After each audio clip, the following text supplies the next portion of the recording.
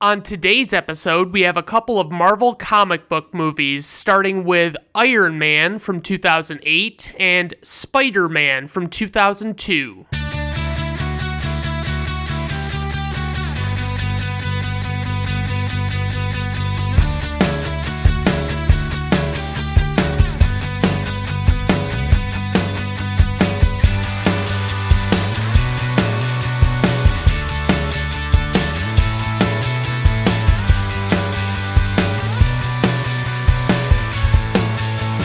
All right, everyone, welcome to Brandon at Random Reviews. I am your host, Brandon Griffiths. Thank you for stopping by. I do appreciate it. As I mentioned, we've got some Marvel movies to talk about, and my goodness, the world of Marvel movies is such a mess. I mean, it's not as bad now as it used to be, but basically, multiple different studios own the rights to certain Marvel characters, and it's just kind of all over the place. Like, Sony owns the rights to Spider-Man, and Marvel Studios now owns the rights to most of the Marvel universe, but they also just acquired a bunch of 20th Century Fox properties, which were like the X-Men and Fantastic Four and things like that. I mean, I really love what they've done with the Marvel Cinematic Universe. You know, I loved that they turned everything into, a full storyline that all is interwoven and things like that. I mean, it's pretty awesome. I can't get enough of it. Like, they did the whole Infinity War storyline, and it just really fucking came together nicely. It worked out really well. So, yeah, I mean,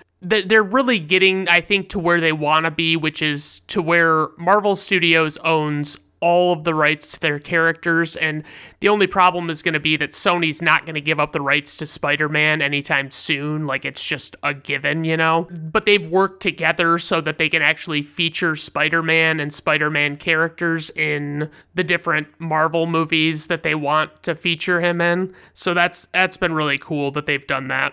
So we'll start off with Iron Man, released on May 2nd, 2008, based on a Marvel Comics character created by Stan Lee, Larry Lieber, Don Heck, and Jack Kirby. Now, when you see that Stan Lee is credited as the creator of a character, I feel like you should take it with a big grain of salt, because he doesn't necessarily, from what I've heard, he didn't necessarily create the characters outright or even necessarily help with their creation. It's more like he saw the potential in these characters. He saw the amazing idea of having them exist in the same universe and be able to cross over with one another and do things like that. So, I mean, I think when you see Stan Lee, it's like it doesn't necessarily mean like he came up with the idea for Iron Man. It was like he was there and he was, facilitating things and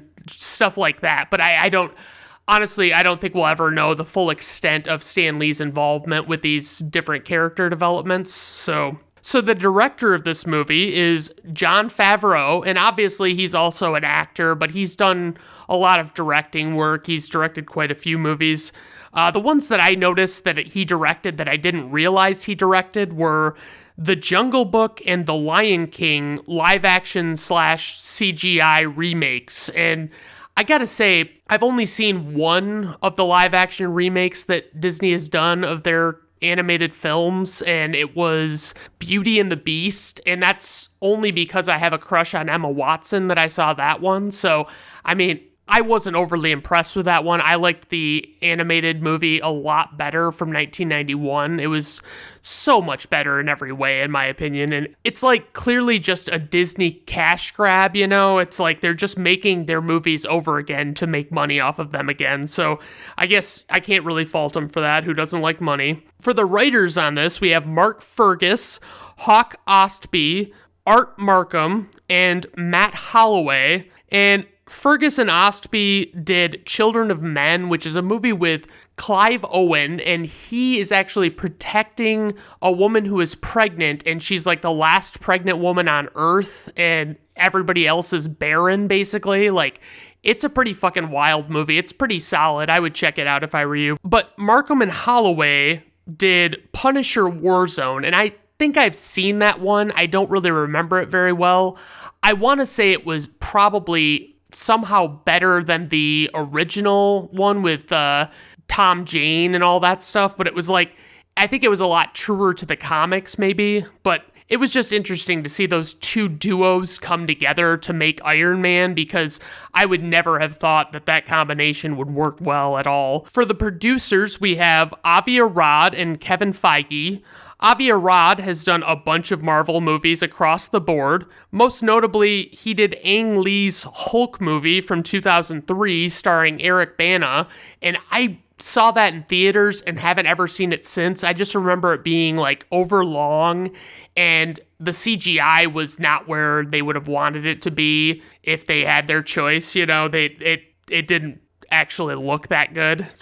So then we have Kevin Feige, who is the president of Marvel Studios and the primary producer of the Marvel Cinematic Universe, which is also called the MCU. He was also involved in many Marvel movies before the MCU came about in 2008. For the score, we have composer Ramin Djawadi, and he actually did the music for the TV show Game of Thrones, which I have my opinions that I've already shared about Game of Thrones and what I think about what happened there, but his music was solid in that show. Like, especially if he came up with a theme song, like, that's fucking stellar. He also did Uncharted, which was previously covered on this podcast, and I don't really remember the music sticking out too much in that one, but I don't really remember too much sticking out in that one at all. So for the cast, we have Robert Downey Jr., who plays Tony Stark / Iron Man. He's the CEO of Stark Industries, and he took over the company after his father Howard died. Some movies of his that I'll recommend, I've got 3 of them. So Kiss Kiss Bang Bang is fucking stellar. Like, he plays a thief that gets caught in a web of like this murder mystery, and there's a lot of great humor in it, and it's really pretty funny, and it's a solid all-around movie. I watch it a lot, so I mean, I can't recommend that one enough. He also was in Zodiac, which is a David Fincher movie, and he's one of my favorite directors, and this one is about the Zodiac killings from the late 60s, and honestly, there's so much suspense building in that movie throughout that it's amazing. Like, they really did a fucking stellar job, basically keeping you on the edge of your seat the entire time. And then the third one I have is the comedy Tropic Thunder, and Robert Downey Jr. plays an Australian method actor who takes a role as an African American in a Vietnam War movie, and it is as ridiculous as it sounds. It is fucking hysterical, and if Robert Downey Jr. wasn't in that movie, I don't even think I would want to watch it. Like, I don't even think I would have liked it that much, but he just fucking makes the movie. It's so ridiculous. The only ones of his that I could never get into were the Sherlock Holmes movies, which is strange because I like the cast of the Sherlock Holmes movies, and I also like Guy Ritchie typically, but for some reason I just could not get into the Sherlock Holmes movies in particular. Next up, we have Terrence Howard, who plays James Rhodey Rhodes, and he is the liaison between Stark Industries and the U.S. Air Force, plus him and Tony are really good friends. He was in a movie called Crash, which is one of my least favorite movies ever to win or be nominated for Best Picture, which is really saying something. He was also in The Ledge, which I also covered on this podcast, and I thought that it was legitimately awful. Like, it felt like an after-school special level movie, and it really didn't make good points or, say a lot of good things. Like, it didn't do it for me. He has also, Terrence Howard, developed the system of thought called teriology, of which one of the primary assertions is that 1 × 1 = 2, because he says it doesn't make sense that it only equals 1 according to everybody else. Obviously, he's gotten a lot of flack for this. A lot of people have criticized his logic and things like that, but, it kind of colors my opinion of him as a person. I still think he's a good actor, but I hear that and I'm like, are you fucking shitting me, dude? Then we have Jeff Bridges, who plays Obadiah Stane / Ironmonger, and he's Tony's second in command at Stark Industries. And Jeff Bridges was in the movie Tron in the 80s, and that one sticks out to me as being one that I couldn't understand the hype behind that movie. I didn't really think it was that good. And I mean, obviously, like, it was the 80s, so the special effects weren't amazing, but even beside that, like, the story wasn't that compelling to me. It wasn't that good. And it was one of these ones that got a sequel, 30 or 40 years after it originally came out. So Tron's not for me, honestly. Then we have Gwyneth Paltrow, who plays Pepper Potts, and she's Tony's assistant and kind of sort of love interest in this movie. She's been in quite a bit of movies, but I'll be honest with you, I'm not a huge fan of Gwyneth Paltrow. Every time I've seen her in a movie, I thought, God, there's probably an actress out there that could have done this way better, I mean, that's all I could think. Whenever I see her, it's just like, why did you put Gwyneth Paltrow in this fucking movie, I don't think that she's a tremendously great actress or anything. Then there's Paul Bettany, who plays Jarvis, the AI that is basically Tony's virtual butler and voice for the interface of his suit. He was in The Da Vinci Code, where he was the weird guy who, he was super pale and he whips himself, and it's super unsettling to look at. I don't know. I never got into those Da Vinci Code movies. I didn't think they were that great, and I never read the books, and I probably should have, but that is the way it is. So, and then for casting notes, we have Hugh Jackman, Clive Owen, and Sam Rockwell were among the actors who were considered for Tony Stark during pre-production. Rockwell ended up playing Stark's rival, Justin Hammer, in Iron Man 2 from 2010. Tom Cruise and Nicolas Cage also expressed interest in playing Tony Stark / Iron Man at one point, and I gotta say, I would have hated either of those guys being in this role, but I would have especially hated Nicolas Cage because, I mean, despite the hype around Nicolas Cage and people acting like he's good, he's really not a good actor in my opinion. Director Jon Favreau wanted Robert Downey Jr. because he felt the actor's past was right for the part. He commented, "The best and worst moments of Robert's life have been in the public eye. He had to find an inner balance to overcome obstacles that went far beyond his career. That's Tony Stark. Robert brings a depth that goes beyond a comic book character having trouble in high school or can't get the girl." Favreau also felt that Downey could make Stark a likable asshole, but also depict an authentic emotional journey once he won over the audience. The last casting note I have is that Rachel McAdams was Jon Favreau's first choice to play Pepper Potts, but she turned the role down, and she later played a role in Doctor Strange from 2016 and the sequel to that movie, which those are also Marvel Cinematic Universe movies. For the plot synopsis, we have the arrogant CEO of a weapons manufacturer turns over a new leaf and develops a state-of-the-art protective metal suit after being held captive by terrorists. All right, let's dive right into this fucking plot. I'm just so fucking amped about this movie. So Tony Stark, played by Robert Downey Jr., is a genius and has changed the face of the weapons industry. Robert Downey Jr. was unequivocally the best choice to play Iron Man. Like, he is Tony Stark and Iron Man to me. Tony's always doing what he feels like and doesn't really give a shit that everyone close to him seems to be annoyed with him for being an asshole of a person. The press grills him all the time about the reputation his company has for supplying weapons irresponsibly, and he basically argues that weapons are necessary and it's about having the bigger, better stick than the other guy in a fight. I can't imagine being in the public eye so much with all of this shit, it's like all this decision making, it'd be so much fucking pressure. I prefer to have as little focus on me as possible, and that's why I keep my listener numbers to below 20 per episode. Please tell your friends about Brandon at Random Reviews. Go ahead and play all of my episodes with the volume down while you sleep to boost my numbers as well. Anyway, Tony's a total playboy and hits on one reporter from Vanity Fair as she's grilling him about what his company does, and he ultimately sleeps with her, and she's pretty fucking good looking. And so maybe I do need to get into dealing heavy artillery and, I could get that ball rolling. What I don't understand is, are we suggesting that a magazine like Vanity Fair is likely regularly reporting shit about the weapons industry? Is that like a thing?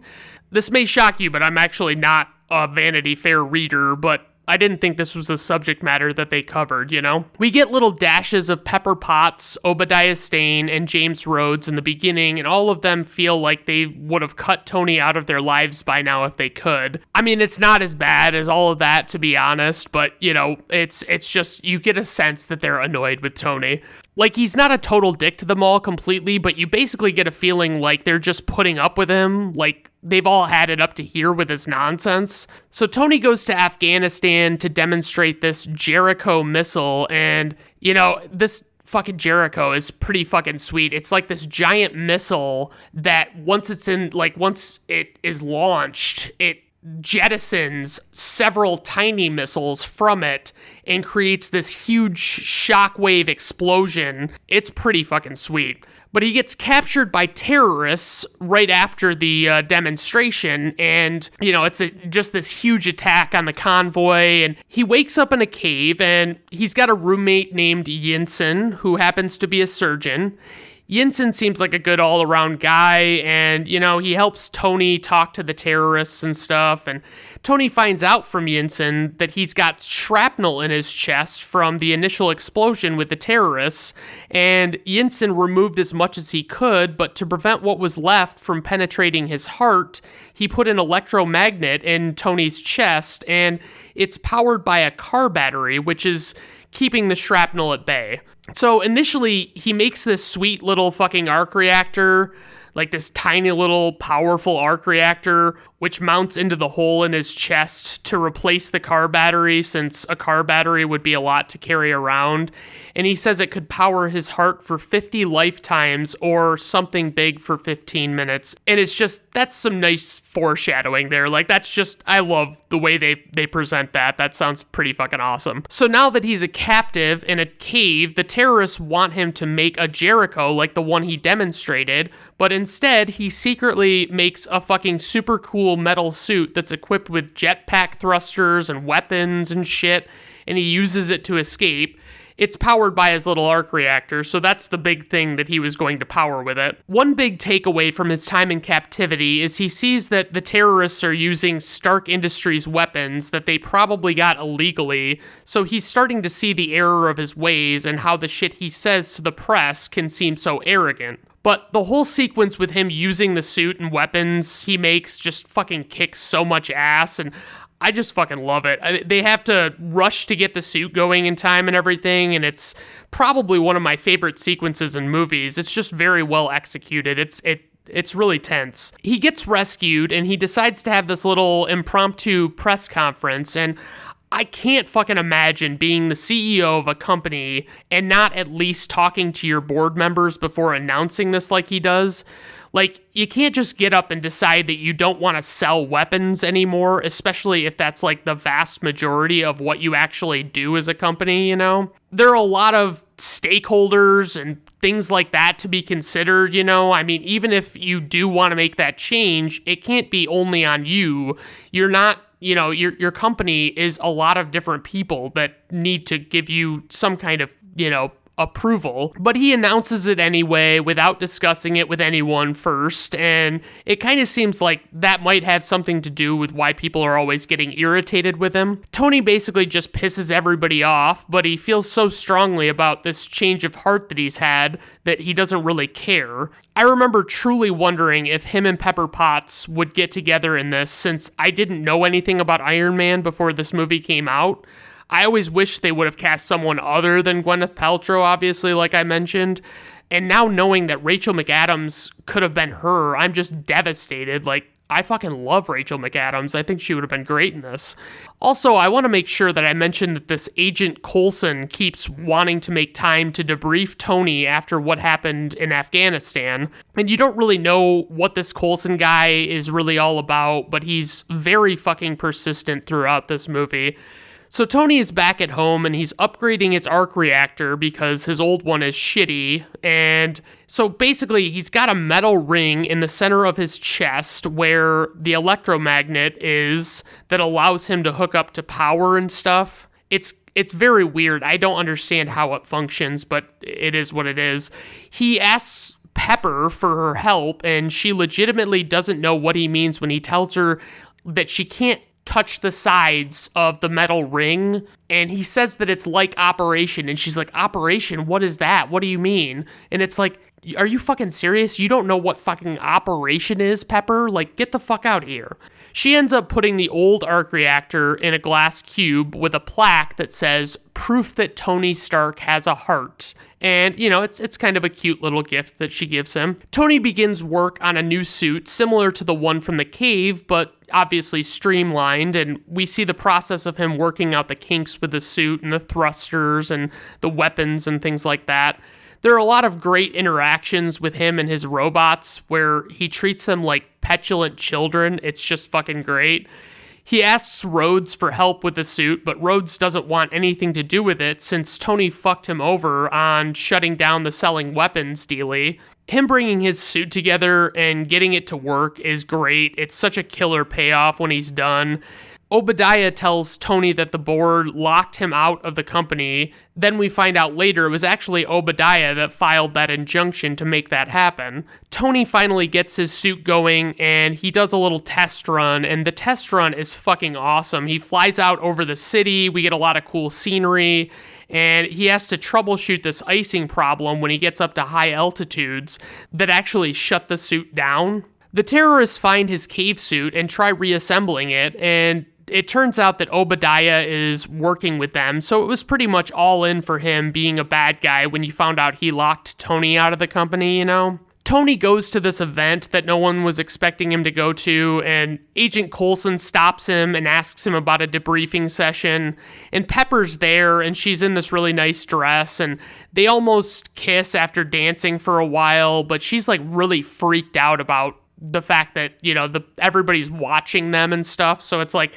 but you've got to like just throw caution to the wind. If it's what you feel in your heart to do, you know, just fucking do it. Tony finds out that his company has been caught dealing weapons illegally in the Middle East, and he didn't even know about it.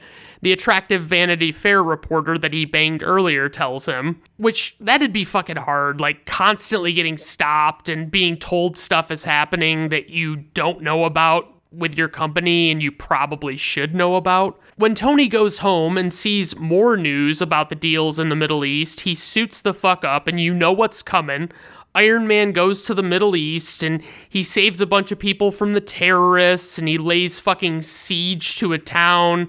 And we get this moment with a tank where the tank fires its cannon at Iron Man, and Iron Man just casually dodges the shot, and he fires a missile at the tank, and it's this tiny little missile he shoots off of his arm, and it hits the tank, and then Iron Man just turns and walks away, and the tank fucking explodes, like, massively behind him. It's so great. This is an exceptionally badass sequence in the movie. I mean, the whole thing, it's really cool the way it happens.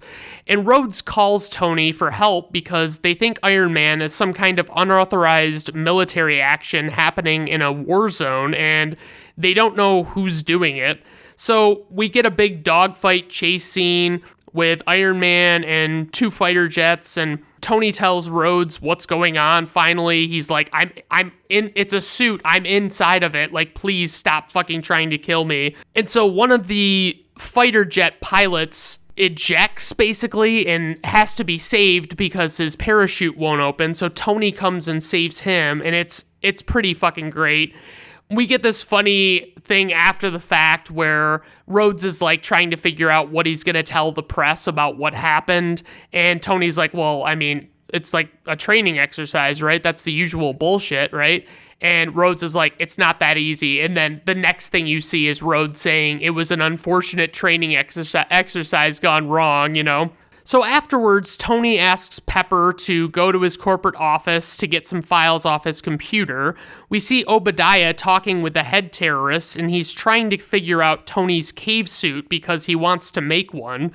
He has this weird little device where he puts in earplugs and holds this thing near people's heads, and it causes them to go into paralysis. It's kind of a cool, dumb villain weapon. It paralyzes people for like 15 minutes or so, and that's it. Pepper is getting the files, and Obadiah shows up at the office and has a nice long creepy talk with her. They really nail the tension here, and we get a lot of suspense, and Obadiah is just talking to Pepper, and he's being super fucking creepy. Like, kudos, Jeff Bridges. You did a good job, really pulling off the creepiness. Like, he tells her that Tony's a lucky man, or he tells her that she's some woman or whatever. It's a bit much. So she gets away from Obadiah, and you're like legitimately nervous for her because you think that Obadiah is going to catch her, and she runs into Agent Coulson on the way out, and he kind of protects her, and Obadiah discovers what she did on the computer in the office. We still don't really know what Coulson's endgame is here. Like, he just seems to really want to talk to Tony, Obadiah has people at Stark Industries build him a suit like Tony's cave one, but they can't figure out how to make the tiny arc reactor that Tony did, and Obadiah gets really fucking pissed at them for not being as brilliant as Tony. They have a giant arc reactor at Stark Industries that powers us however much of the buildings, but they're basically pleading with Obadiah Stane. They're like, we can't build this. The technology doesn't exist. And Obadiah's like, Tony Stark was able to build this in a cave with a box of scraps, and it's like, yeah, that's great. And they're like, we're not Tony Stark. Sorry. It's, too bad, so sad. So Obadiah comes and paralyzes Tony to steal the arc reactor from his chest since the men can't make one. And it's a classic example of how the villain could just kill the good guy immediately in this moment. But I guess direct murder charges are where Obadiah draws the line. So things are really heating up as Pepper calls Rhodes to tell him what Obadiah is doing, and Pepper and Agent Coulson's men are converging on Obadiah, not realizing what bad news he is because he's got this suit. The paralysis is wearing off, and Tony has to stumble downstairs to get his old arc reactor in the glass case that Pepper got him. And I really love the way these puzzle pieces fit together in this movie. It really works well. Shit that happens actually has meaning and comes back later. So Rhodes comes to Tony's, and as Tony leaves suited up as Iron Man, Rhodes looks over at one of the suits and says, "Next time." And it's kind of funny because it's a reference to him becoming War Machine / Iron Patriot in later stories, But basically, Terrence Howard got recast after this movie with Don Cheadle, and I like Don Cheadle way fucking better, by the way. He's infinitely better than Terrence Howard, in my opinion. But, basically it's like, dude, there's no next time for you, bud. I'm sorry. You're not going to be in a fucking War Machine suit. Sorry. So Obadiah puts Tony's arc reactor into his new suit and starts attacking Pepper and the agents that Coulson brought. And they really dial up the intensity once you see Ironmonger, as he's called, in action. It's legitimately frightening. Tony comes to save the day, and the fight between Iron Man and Ironmonger is pretty solid for a small-scale fight. We see the disadvantages and advantages of each suit. Iron Man is more mobile, and Ironmonger seems to have more firepower. Iron Man uses the icing problem that he knows will be present on Ironmonger's suit, which is another puzzle piece, we got that earlier in the movie, and now it's coming back in a big way. The big thing is Tony has Pepper overload the big reactor at Stark Industries to explode and kill Ironmonger, which leaves Iron Man severely wounded, but it's pretty clear he'll live. But, you just see him laying on the ground and his arc reactor is flickering. So I love this whole bit with Agent Coulson revealing that they've shortened his agency's name to S.H.I.E.L.D., which I'll explain in a little bit what it all stood for and everything, but I didn't really feel like trying to actually say what it stood for in the middle of talking about the plot. Coulson gives Tony a cover story alibi for the Iron Man Ironmonger fight. It's like he has the story and a bunch of sworn statements from witnesses that he was somewhere else, and they're going to say Iron Man was acting as his bodyguard, and Tony is supposed to stick to this ridiculous story, which it's like, that's a shitty BS story. That's not a good cover story. But at the press conference, Tony begins to talk, and the Vanity Fair reporter immediately questions what she knows is a bullshit cover story before Tony can even say it. And then he just says, I am Iron Man. And the movie closes out with the instrumental portions of Black Sabbath's Iron Man, and it kicks a lot of ass, I'll be honest. So Tony opts not to keep a secret identity, which is kind of a big deal. Then in the post-credit scene, we get Nick Fury from S.H.I.E.L.D., who has an eye patch and is played by Samuel L. Jackson. Fury just simply says he wants to talk to Tony about the Avengers Initiative. And I'd be remiss if I didn't mention that Nick Fury is a great representation of one-eyed folks, unlike that bad guy who poisons Indiana Jones's dinner in Raiders. Plus, he's missing the cool eye to be missing. Good old Lisa Lopez. And that's the end of the movie, so praise. I love the modernization of this story and character. The origin isn't boring and doesn't drag like some origin stories tend to. Everyone is terrifically cast and really sells themselves, except for Gwyneth Paltrow. Plus, the whole revealing he's Iron Man to the public is fantastic. And my only criticism, this is a since, expired criticism that I have, because I've seen the error of my ways, but I always used to think that it would be better if they played Black Sabbath's Iron Man intro as Iron Man suited up for the first time. But now looking back, it's like, that would be fucking cheesy as shit, man. Like, I don't think that would be good. So for trivia, this is Marvel Studios' first self-financed movie. Eventually they were bought out by Disney, which means crossovers with Star Wars should be here anytime. By the way, check out Patton Oswalt's deleted filibustering scene from Parks and Rec. It is fucking hilarious. He goes into the different, basically his idea for a story where the Marvel characters and the Star Wars characters could come together. And it's very fucking funny. And he's just basically going on a little rant, and it's purely Patton Oswalt. It's not like it's his character necessarily, but it's very funny. The script was not completely finished when filming began, since the filmmakers were more focused on the story and the action, so the dialogue was mostly ad-libbed throughout filming. Director Jon Favreau acknowledged that this made the film feel more natural. Some scenes were shot with 2 cameras to capture lines improvised on the spot. Robert Downey Jr. would ask for many takes of one scene since he wanted to try something new. Gwyneth Paltrow, on the other hand, had a difficult time trying to match Downey with a suitable line as she never knew what he would say, which sounds about right to me. It just seems like she'd be out of her league if she was trying to ad-lib. I Am Iron Man was ad-libbed by Robert Downey Jr. Producer Kevin Feige approved using it in the final cut of the film and credits this with his decision to largely do away with secret identities in the Marvel Cinematic Universe.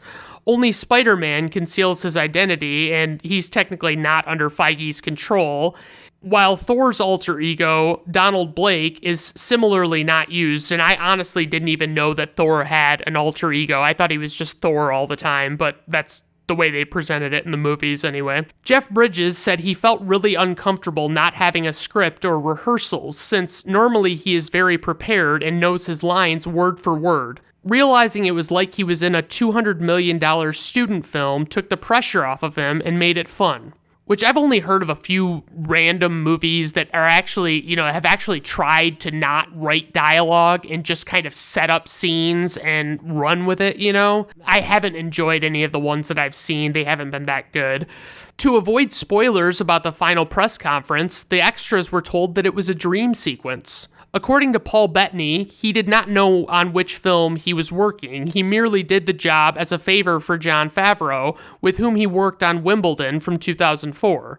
He has never seen the film and is unfamiliar with the plot. He said Jarvis was the easiest job ever, and it was almost like a robbery, since he only worked for 2 hours, got paid a lot of money, then went on vacation with his wife Jennifer Connelly, must be fucking nice.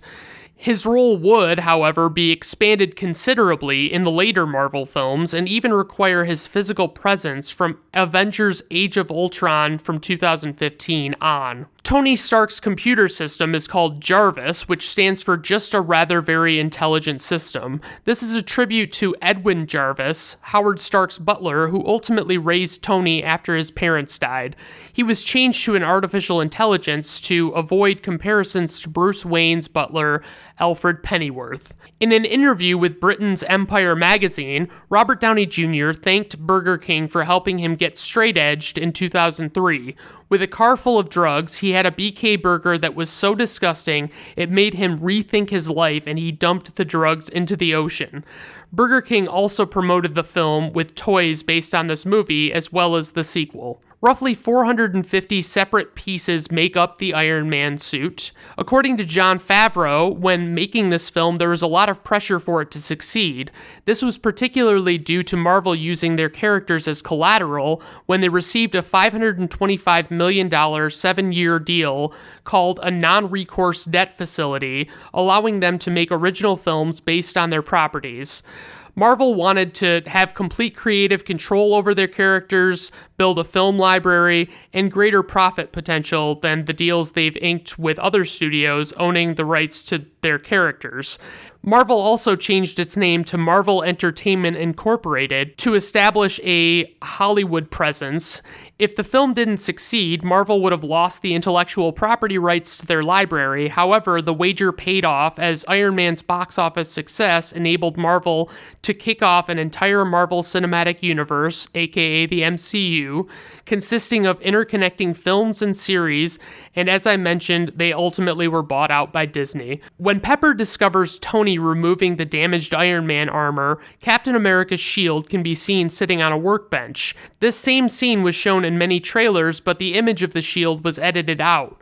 Iron Man 2 from 2010 and Captain America the First Avenger from 2011 would later reveal that Howard Stark, Tony's father, was responsible for the creation of Captain America's shield, and the one in Tony's home is an early prototype. Agent Phil Coulson repeatedly states that he is a member of the Strategic Homeland Intervention Enforcement and Logistics Division, finally shortening it to SHIELD. In the comics, the SHIELD agency originally stood for the Supreme Headquarters International Espionage Law Enforcement Division. Then in 1991, it was revised to the Strategic Hazard Intervention Espionage Logistics Directorate. In the comics, Tony Stark participated and then became Iron Man in the Vietnam War. Later, this was changed to the Gulf War. In this film, the character's origin was changed to Afghanistan, as director Jon Favreau did not wish to make the film a period piece, but instead give it a realistic, contemporary look. It took approximately 17 years to get this film into development. Originally, Universal Pictures was to produce the film in April of 1990. They later sold the rights to 20th Century Fox. Later, Fox sold the rights to New Line Cinema. Then finally, Marvel Studios decided to handle their own creation. The Iron Man Mark I armor weighed 90 pounds. And this is the one that he made in the cave, and it's big and fucking bulky, and I would have thought it would have weighed more than 90 pounds. Like, I don't know if they're trying to say that that's, like, really a high number or really a low number at all. Like, I can't even tell. So for info and ratings, we have a runtime of 126 minutes, a budget of $140 million, opening weekend of $98.6 million, worldwide gross $585.8 million, IMDb rating 7.9, Rotten Tomato critics score 94%, Rotten Tomato audience score 91%, personal rating 5 out of 5 stars. I absolutely fucking adore this movie. It set up the whole MCU. It's top notch. Most of the casting is pretty spectacular. I would have picked some other people if I had the choice, but that's where I stand with this movie. I fucking love it. Alright, so moving on to Spider-Man, released on May 3rd, 2002, based on the Marvel Comics character created by Steve Ditko and Stan Lee, directed by Sam Raimi. He did the Evil Dead movies, which I could never really get into. I didn't understand the big cult following with those movies. They're just not my kind of movies. I don't know what it is about them.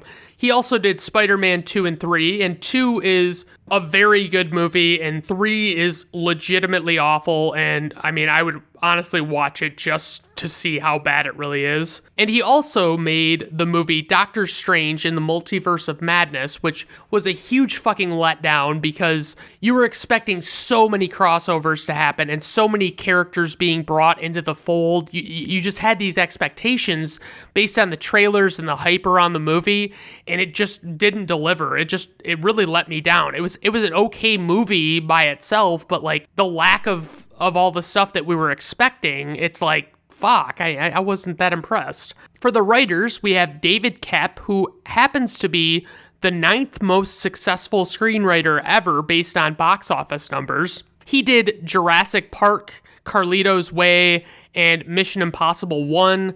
I mean, he's done a lot of really solid movies. He's clearly a very good writer. For the producers, we have Laura Ziskin and Ian Bryce.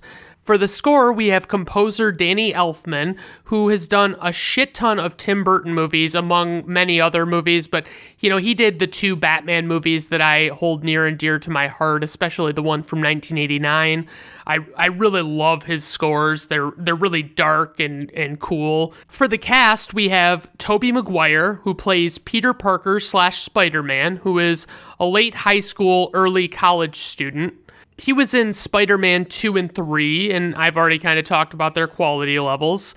He was in Brothers with, I think it was Jake Gyllenhaal, and man, that movie is pretty fucked up to watch. Like, it's crazy. Like, it's about this guy who comes home from the war, and he's just, like, not right in the head anymore, and, I mean, it's pretty fucking gripping. I mean, it's crazy. He was also in The Great Gatsby from 2013, which I legitimately hated. I couldn't even finish the movie.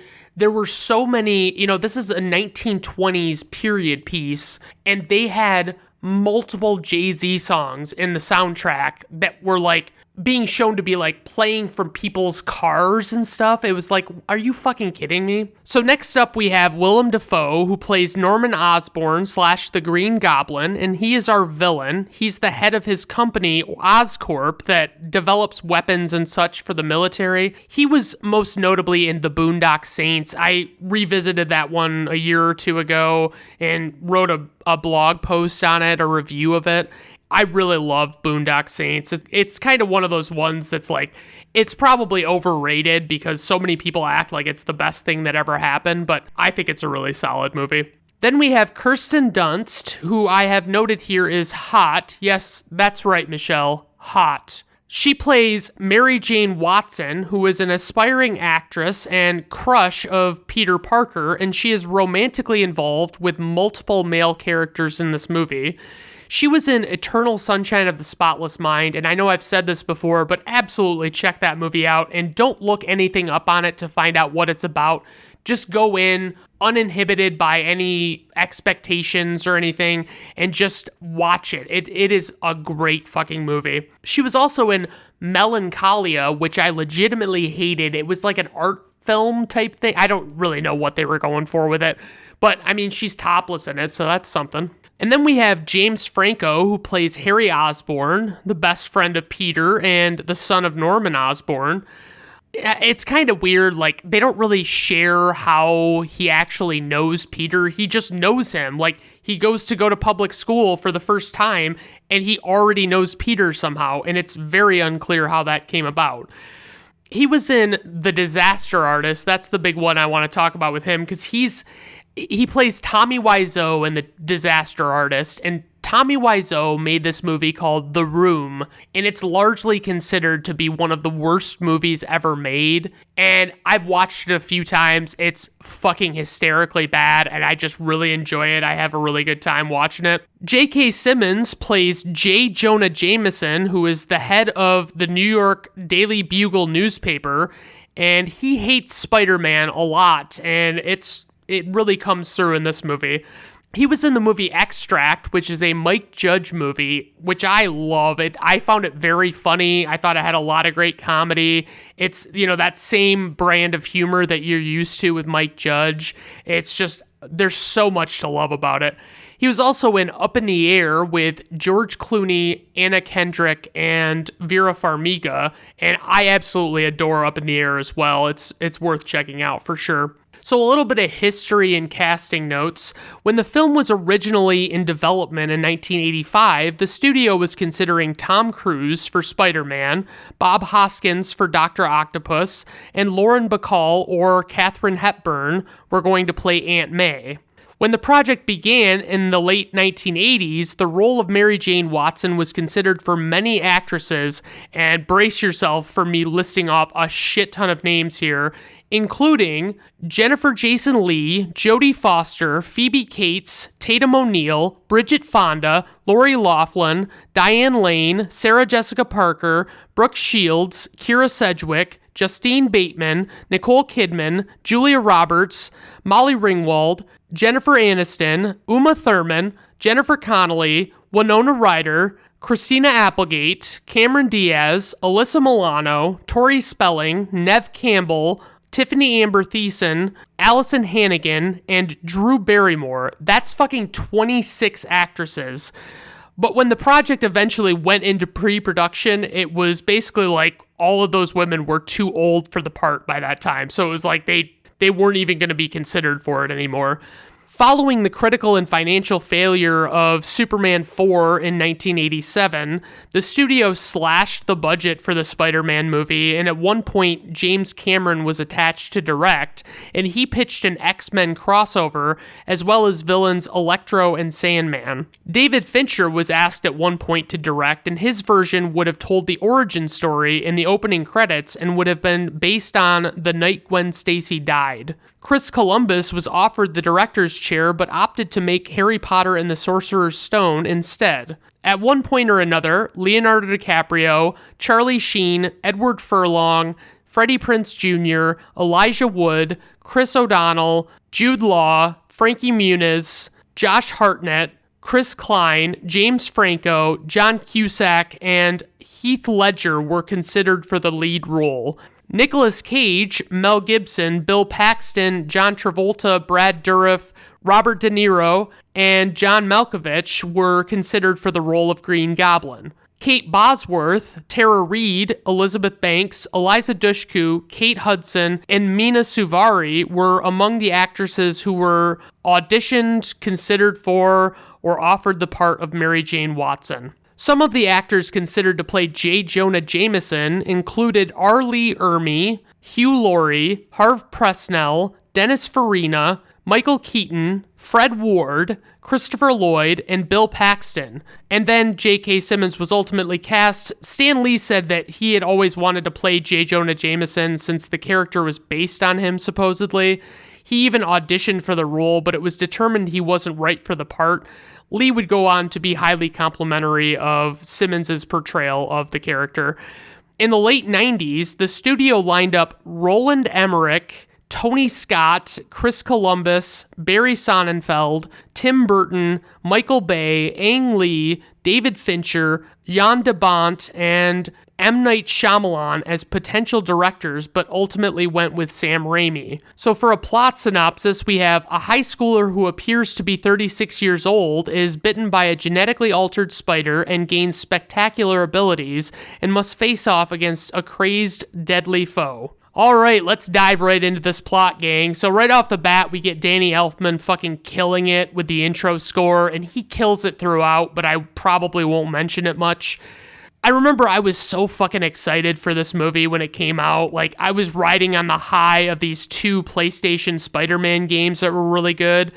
Life was fantastic, and this was when there wasn't a new superhero movie out every 5 minutes, so thanks X-Men for paving the way on that. Peter Parker leads it all off by assuring the audience that he's not your regular, ordinary guy. Of course, his story has to revolve around a girl somewhat, Mary Jane Watson, aka MJ, played by Kirsten Dunst. We see that Peter gets bullied a lot by other schoolmates as he goes on a field trip to the science department at Columbia University, and he meets his friend Harry there, and meets Harry's father, Norman. Norman fucking loves Peter since he's intelligent and just seems to be who he'd rather have for a son. They go to this lab where they're studying spiders, and Harry uses all of his interesting facts that Peter has told him about spiders to chat MJ up in front of Peter.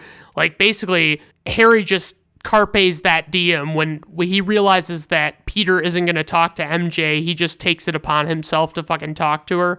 And it's like, Peter is the one who is afraid to talk to MJ, but it's fucking ice cold that Harry actually uses the spider factoids to hit on MJ. I mean, come on. While he's taking pictures of Mary Jane for the school paper, Peter gets bitten by a genetically altered spider. It's a pretty great scene, but apparently it's not even Tobey Maguire's hand that they show getting bit. It's like some double or something.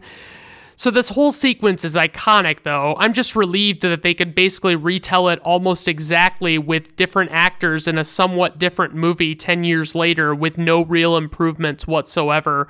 So Norman's whole arc before and during becoming our villain is that his company Oscorp develops weapons and other scientific things for the military.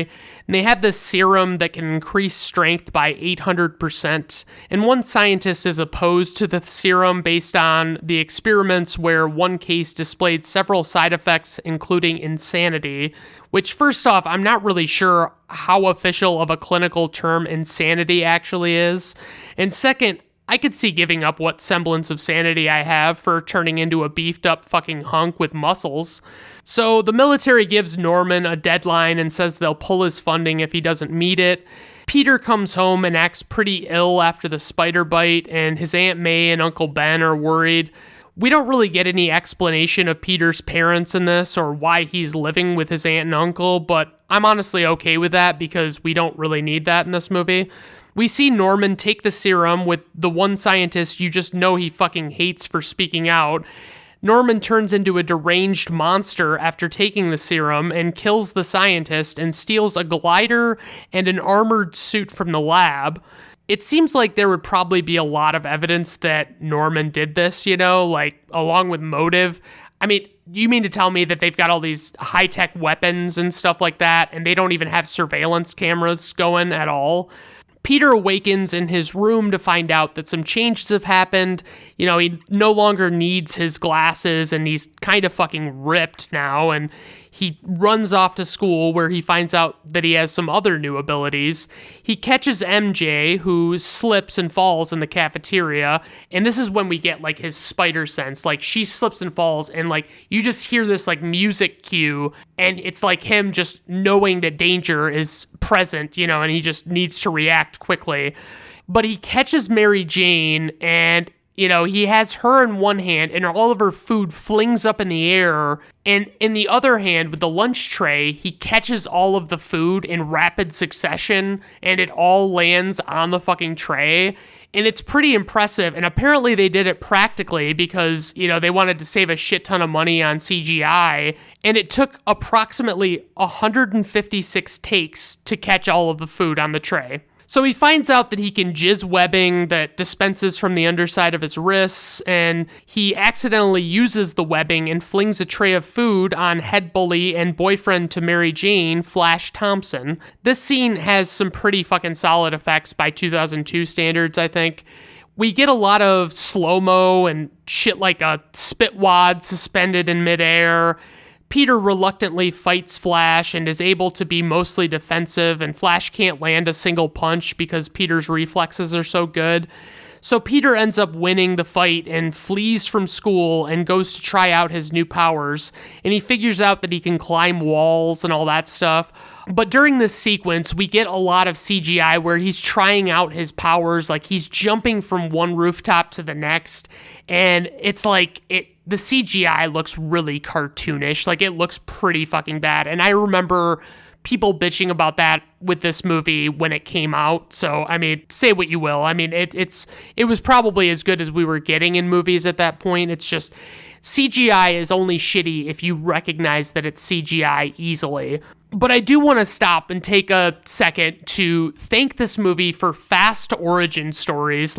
Basically, it just takes no time to all of a sudden you've got Norman becoming the Green Goblin and you've got Peter becoming Spider-Man, and it's all very exciting, and I love the pace of this movie. It's so fucking great.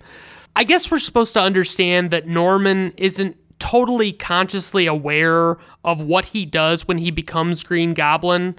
I feel like that concept doesn't really make much sense to me. Why would it come and go? Why wouldn't he just be a raving lunatic all the time?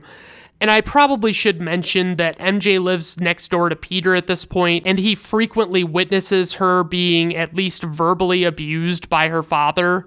Peter comes out one night as MJ is fleeing her father, and her and Peter talk, and she mentions how much Peter freaked everyone out at school. It's kind of a nice scene. Kirsten Dunst does a good job conveying the real her versus the facade that she basically puts up for her friends in school and stuff. Flash comes and whisks MJ away from her talk with Peter in his new convertible, and Peter decides he's going to get a car to impress her, I guess. He looks through the newspaper and finds what has to be a very shitty car for $3,000, and I gotta say, it would not impress MJ, I don't think. Then he spots another conveniently placed ad to get $3,000 for spending 3 minutes in a wrestling ring, and I guess you could call it a bit of serendipity that he happens upon both of these ads, but I would use a term by the name of Deus Ex Machina, which is essentially a plot device where a problem is given an unexpected or unlikely solution and it just happens and everything works out. So Peter makes up a suit with a spider theme, and I've got to say he is a tremendous artist as he's like coming up with costumes and stuff.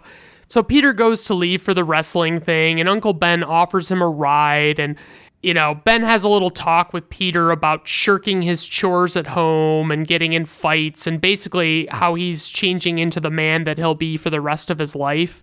He tells Peter that with great power comes great responsibility, and Peter is very dismissive towards his uncle and kind of tells him off, I like this scene because the average teenager can often be too thick-headed to listen to parental figures trying to dispense advice, Like, I remember I once wanted to make a career as a musician, specifically a hip-hop producer, and I assumed people struggled not to laugh in my face about it when I told them. My parents and others tried to steer me in the right direction, but I was convinced that it was what I wanted to do, and I wouldn't listen. And, I have no fucking musical talent whatsoever, really. Like, realistically, I can't carry a tune in a bucket. I can't keep the beat. I can't do any of that stuff. I don't know what the hell I was thinking. So long story short is, only follow your dreams if your dreams aren't incredibly stupid. So Peter leaves Uncle Ben on an unpleasant note, and hopefully that won't be the last conversation he ever has with him, am I right?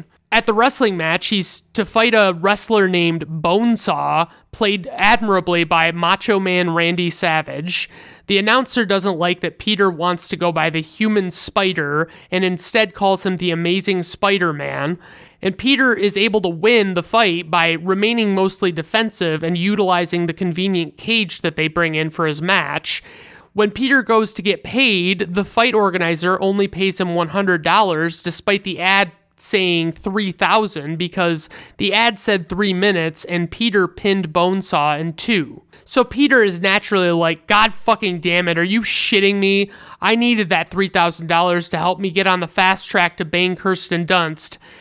The organizer rather callously says he missed the part where that's his problem. And as Peter is walking out, this guy comes and robs the organizer, but Peter doesn't try and stop the guy because fuck that piece of shit organizer, am I right? And when the organizer asks Peter why he didn't stop the robber, Peter smugly says, I missed the part where that's my problem. And you just know Peter is so fucking proud of himself in that moment. It's just like, he just has that look on his face. It's fucking ridiculous. Then, as Peter is waiting for Uncle Ben to pick him up, he sees a crowd gathered and Ben has been shot and fatally wounded by a carjacker. We get some ugly crying from Tobey Maguire, and I can't in good conscience criticize it because that must be hard to make look real. Peter chases down the carjacker and finds out that it's the guy who robbed the fight organizer, and he kicks the ever-loving shit out of him. So obviously Peter is learning how his actions have consequences in one of the hardest ways possible. And meanwhile, Norman finds out that Oscorp might lose its military contract to another company, so he comes and bombs their demonstration, killing them and the military bigwigs. So it's like, who are the police's prime suspects in these Green Goblin crimes? Is there anyone else that they might be thinking of other than Norman Osborn? Anyway, Peter, Harry, and MJ have their graduation, and MJ breaks up with Flash right after the fucking ceremony. Of course, we get Peter in his full-fledged Spider-Man suit, and it's honestly probably still one of my favorite designs that I've ever seen in any of these movies. It's so fucking great. I feel like they really oversimplified them as time went on, and I didn't like that. So, we're getting this montage of Spider-Man, saving people and stopping crimes and stuff like that. And all of these New Yorkers are sharing their thoughts on Spidey. And it's not clear why, but some people just straight up hate his guts. We meet J. Jonah Jameson, who only wants to cover Spider-Man in the Daily Bugle newspaper when he finds out how many papers he's selling. Peter finds out that MJ is working at a diner and that she's dating Harry, who is roommates with Peter now. Norman offers Peter a job after he gets fired for being late too much, but Peter says no since he doesn't want to just be handed a job. So Peter starts taking photos of Spider-Man to make money, and I feel like the whole thing where he rigs up cameras on timers, that would be really fucking difficult to execute. Like, I don't think it would go as well as they make it out to go, It's like it's everything just goes perfect, you know what I mean? He gets amazing pictures and there's no problem. And then the board at Oscorp is making Norman resign. Like, they're basically getting bought out by another company, and that's a stipulation of the deal, is that Norman not be there. Then we get the parade scene featuring timeless musical act Macy Gray, and they really picked a musician who had some true staying power for this movie. My goodness. Norman attacks the parade so that he can kill the major Oscorp board members as Green Goblin. Spider-Man gets a spider sense as the Goblin's approaching, and, he knows that he's got to save the day. And we get this scene where Spider-Man saves MJ, and they show a shot of her in his arms, and it is so clearly a dummy in a spider suit. It looks ridiculous. But anyway, MJ is just over the moon about Spider-Man, and she's telling Harry about it, and he's concerned with how impressed she is with Spider-Man. And it does that dumb thing, like at the end of their phone call, she hangs up, and it's like he's on a cell phone, but it goes straight to dial tone, which it doesn't even do that on landlines, let alone, a cell phone that doesn't even use dial tones. It's just, I fucking hate how much movies always fucking do that shit. So Harry tells Peter that he's sorry about being with MJ, but he says that Peter never made the move, which is still a basic bro code violation in my mind. Like, this is the one chick that Peter loves, and, he doesn't talk about any other girls, it's just her, so it's like, I don't really think it's cool that he did this. We really see Willem Dafoe go all in on being what is supposed to be half raving lunatic Green Goblin, half regular Norman Osborn. And I don't really get why it works like this. Like, why does the insanity of the Goblin come and go like this? I don't understand it. And it's like he forgets what he does as the Goblin, but the Goblin doesn't forget what happens to Norman for some reason. The Goblin finds Spider-Man and poses the idea of how they could work together. He gives Spider-Man some time to decide, but it seems like a pretty fucking easy no to me. So the city is calling for Spider-Man's arrest, and Peter runs into MJ, and she says that acting is really not going well, and Peter asks her how things with Harry are going, but he basically backpedals the question. And Mary Jane clearly knows that Peter is super into her, and she kind of hassles him a little bit about asking the question about Harry, and it's like, I mean, let him fuck it. If he's gonna backpedal, he's gonna backpedal. But I know it can be very hard to tell people how you feel when you feel a certain way about them. You know what I mean? It's not easy. I struggle with it every day. But if you're out there listening, Anna Kendrick, and I know you probably are, I love you to the moon and back, and I think that we should, finally break down and tie the old knot. Feels good to get that off my chest. As MJ leaves, we get this iconic scene where some bad guys chase MJ down an alley, and Spider-Man comes to save her in the driving rain. We get Spider-Man hanging upside down, and he and Mary Jane kiss, and I think this is where I developed a crush on Kirsten Dunst. Like, she looks really good in this scene, but now, she's too young for me in this movie particularly, but that's what I love about these actresses that I keep falling for, is that I keep getting older and they keep also getting older at the same rate, and it's wonderful. Apparently this scene was rough for Tobey Maguire because, it was raining and his sinuses were actually filling up with water the entire time. Later on, Spidey saves a baby from a burning building and has to go back in and finds Goblin wanting an answer to the question about working together. And of course, Spider-Man says no. And in the ensuing fight, Spider-Man gets a cut on his wrist. Later, they're having what I assume to be Thanksgiving dinner, and the cut on Peter's arm is bleeding through his sleeve, and Norman figures out that he's Spider-Man. This is what I don't understand. It's like Norman remembers the Goblin doing that, but I guess it might be that Norman and Goblin are merging and there's no separation anymore. Maybe just like Norman is an act, But Norman was supposed to be meeting MJ at dinner, and he leaves when he figures out that Peter is Spider-Man and says mean things about MJ that she overhears, and then she gets pissed at Harry for not defending her enough on.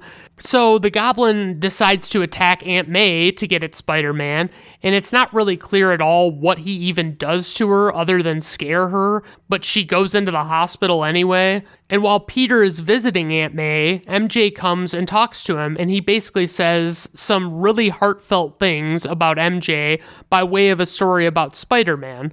And it's like, we get it, you wanna fuck her, okay? Harry walks in on them holding hands and knows it's over for him and MJ pretty much. Harry tells Norman what happened, and he's like, oh no shit, Peter loves MJ? Why don't I kidnap MJ and threaten her life in a very over-the-top and elaborate way where I make Spider-Man choose between her and a cable car full of people? So naturally he does that. And I have to say, I'm all for patriotism, but this post-9/11 New Yorkers defending their city is a bit fucking much. It feels forced. Like, I'm sorry everyone, but it's like, it's a really forced show of solidarity that it didn't really work for me. So Peter and Green Goblin's showdown ends in an abandoned building. So to set the scene, Spider-Man has the upper hand and he's talking to Goblin, who is incapacitated, and reveals that he's actually Norman Osborn. Behind Peter, Goblin is remotely controlling his glider to attack Spider-Man, but Spider-Man's spider sense goes off and he dodges the glider and it kills Norman. Harry vows to get revenge on Spider-Man because, he sees Spider-Man dropping the body off at Norman's office, he drops Norman's body on the couch or whatever. And so Harry's like, oh, I gotta get that Spider-Man, he killed my dad. Peter explains in voiceover that no matter what he does, the ones he loves will always pay. And so he turns down what has to be a pretty fucking sure thing with MJ to protect her.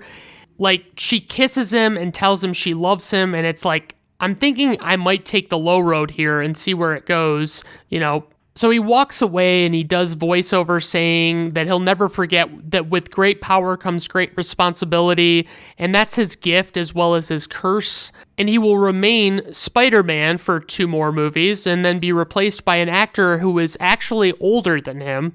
But I would have loved it it's too bad he would have been such a no-name actor, but I would have loved to see Andrew Garfield get cast as Spider-Man in this string of Sam Raimi movies starting in 2002, because he would have been about 20 and so was Kirsten Dunst. So it's like, fuck, it would have been so fucking incredible, guys. I would have loved it. So my praise for this movie is that I love the quick work they make of the origin stories. The action is kept up pretty well once things get going. And the effects are good by 2002 standards, kinda, and really set the tone for superhero movies and action movies to come. The story is pretty relatable, and I like that Peter doesn't get involved with MJ to protect her in the end. Like, it's a good way to close it out. Like, it's not just like the guy gets the girl or whatever. My only criticism for this movie is the casting of Tobey Maguire. Like, I don't hate Tobey Maguire. I just felt like there were many actors that could have done this better. I think they would have been a better fit. I'm so used to the 90s animated series version of Spider-Man. The way he talked, the way he taunted his villains, I just loved it. So a little bit of trivia. This was the first film to gross $100 million on its opening weekend alone ever. At that time, no movie had done so, even when adjusted for inflation. And I do remember this movie being a hit. It was a pretty big smash hit, and I saw it twice in theaters, so it was, I liked it a lot. In the wake of the terror attacks on September 11th, 2001, Sony recalled teaser posters which showed a close-up of Spider-Man's face with the New York skyline, including the World Trade Center Twin Towers prominently, reflected in his eyes. Not all the posters were recovered, however, and the ones still at large are now highly prized collector's items. On that note, they also did a handful of reshoots and cuts from the actual movie and trailers. The film's original teaser trailer, released that same year, featured a mini-film plot involving a group of bank robbers escaping in a helicopter, which gets caught from behind and propelled backward into what at first appears to be a net, and then is shown to be a gigantic spider web spun between the World Trade Center towers. Hugh Jackman revealed that he was supposed to have a brief cameo as Wolverine in this movie. Jackman actually showed up in New York to film the scene, but the entire plan was scrapped when the crew couldn't get access to the Wolverine costume from X-Men from 2000. But it seems like they didn't really have to fucking have the exact costume to make that cameo happen. I feel like we really got screwed out of that one. By signing for 2 sequels, Tobey Maguire secured himself a paycheck of $26 million.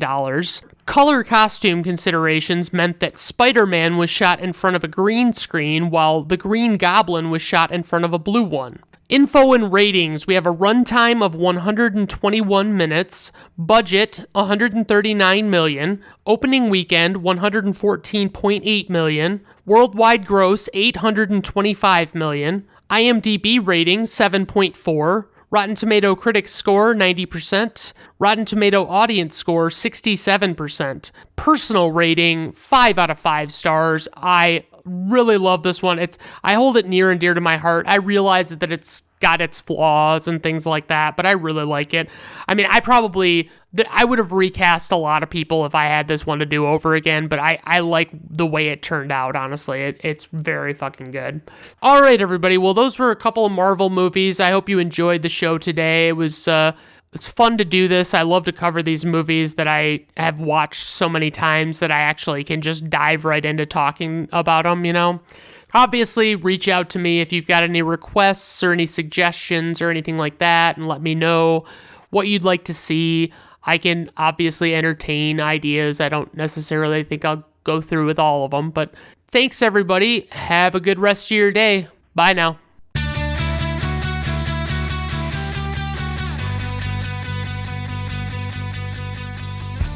Brandon at Random Reviews is performed, written, directed, produced, and edited by Brandon Griffiths. Theme music is performed by Augusto Diniz from Fiverr.